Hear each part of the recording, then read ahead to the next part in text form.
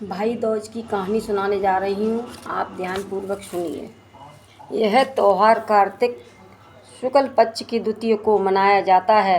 यह भाई बहन के प्रेम का प्रतीक है। इस दिन भाई बहन को साथ साथ यमुना स्नान करना, तिलक लगवाना तथा बहन के घर भोजन करना अति फलदायक होता है। इस दिन बहन भाई की पूजा कर उसके दीर्घायु तथा अपने सुहाग की कामना कर हाथ जोड़कर यमराज से प्रार्थना करती है। इस दिन सूर्य कन्या यमुना जी ने अपने भाई यमराज को भोजन कराया था, इसीलिए इसे यम द्वितीया भी कहते हैं। इस दिन श्रद्धावंत भाव से स्वर्ण वस्त्र, मुद्रा आदि बहन को देना चाहिए। कथा प्रारंभ। सूर्य भगवान की स्त्री का नाम संज्ञा देवी था। इनकी दो संतानें, पुत्र यमराज तथा कन्या यमुना थी। संज्ञा रानी पति सूर्य की उदीप्त किरणों को न सह करने के कारण उत्तरी ध्रुव प्रदेश में छाया बनकर रहने लगी। इसी छाया से ताप्ती नदी तथा शनिचर का जन्म हुआ। इसी छाया से अश्विनी कुमारों का भी जन्म बताया जाता है, जो देवताओं के वेद भेषज माने जाते हैं। इधर छाया का यम तथा यमुना से बेमाता सा व्यवहार होने लगा।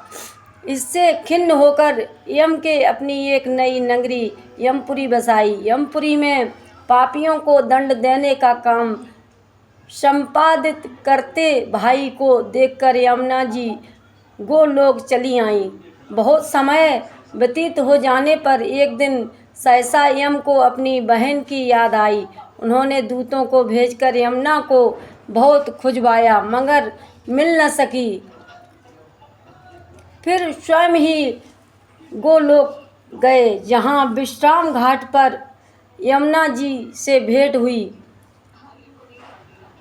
भाई को देखते ही यमुना ने हर्ष विभोर हो स्वागत सत्कार के साथ भोजन करवाया।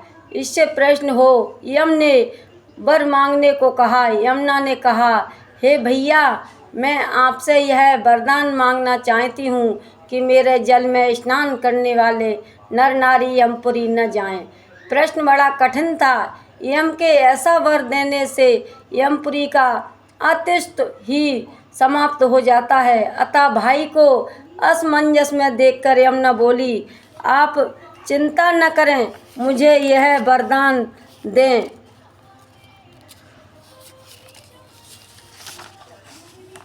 कि जो लोग आज के दिन बहन के यहाँ भोजन करके इस मथुरा नगरी स्थित विश्राम घाट पर स्नान करें, वह तुम्हारे लोक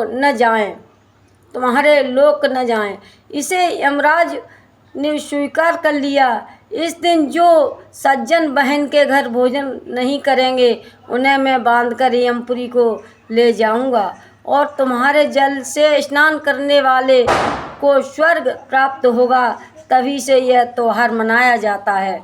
भाई दूज के दिन यह कहानी जरूर सुनना चाहिए।